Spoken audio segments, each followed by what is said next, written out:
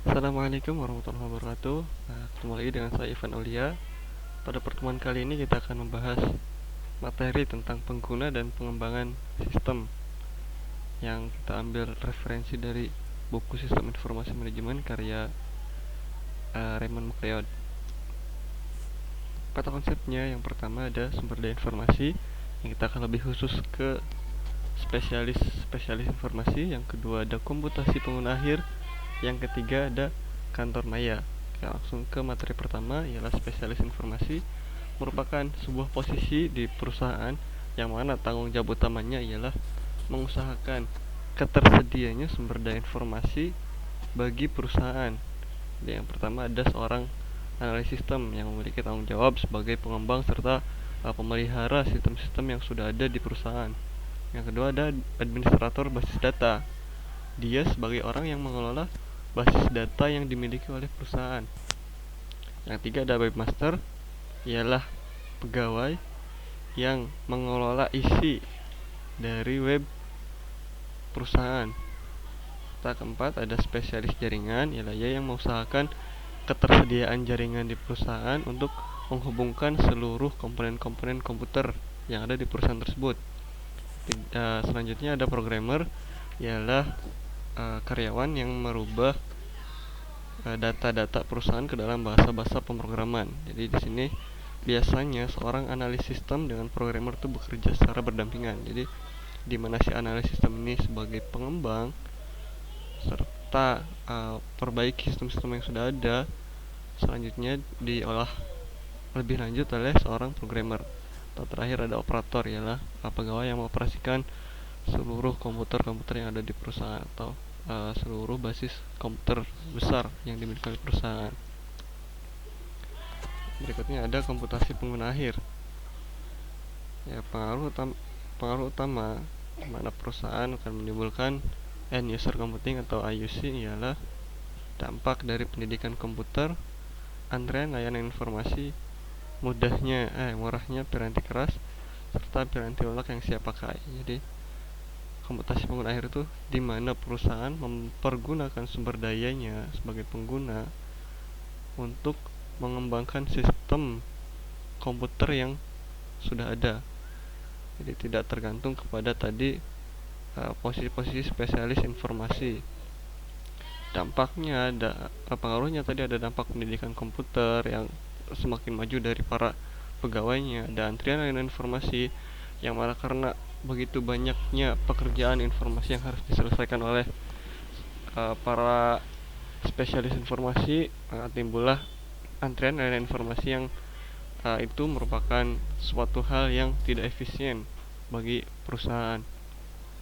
Semakin murahnya piranti keras dan piranti lunak yang siap pakai. Seperti ini rantai komunikasi dari komputasi pengguna akhir, di mana pengguna mempergunakan komputer mencari pengembangannya sendiri, lalu mendapatkan dukungan dari spesialis informasi. Jadi kontribusi dari kedua pihak ini tuh disinyalir lebih efektif dalam hal pengembangan sistem perusahaan. Lalu tentu saja dengan penerapan komputasi pengguna akhir terdapat keuntungan serta risiko di dalamnya. Keuntungannya sendiri ialah menyamakan kemampuan dan tantangan. Dua, mempersempit jarak komunikasi. Jadi menyamakan kemampuan dan tantangan ini sendiri menyamakan antara kemampuan mereka di spesialis informasi dengan para pengguna atau para karyawan lainnya, sehingga tidak terjadi kesenjangan kemampuan dan tantangan yang mereka hadapi.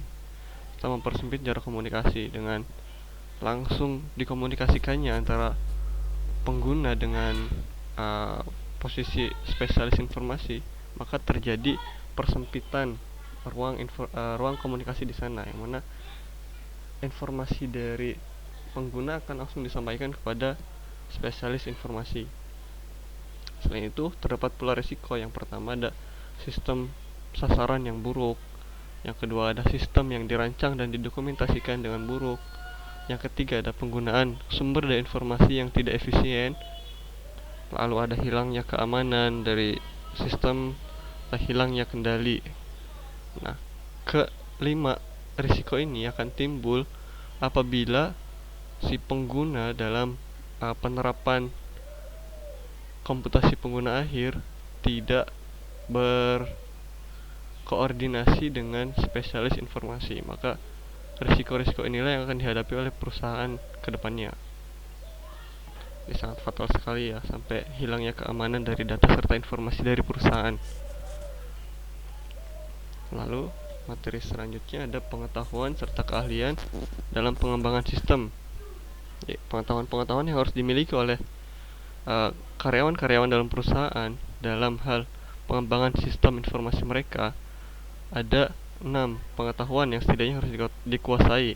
Yang pertama ada pengetahuan mengenai komputer, pengetahuan tentang informasi itu sendiri, dasar-dasar berbisnis, teori dari sistem, pengembangan sistem, serta model dari sistem itu sendiri.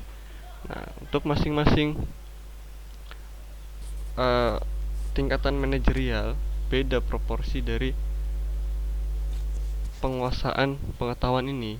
Seperti contoh untuk manajer umum, penguasaan dalam pengetahuan komputer relatif kecil, jadi tidak terlalu ditekankan untuk manajer umum menguasai pengetahuan mengenai komputer. Berbeda dengan staf profesional dan administrasi yang mereka dituntut untuk setidaknya mengetahui setengahnya atau di middle, tingkat menengah dalam pengetahuan komputer.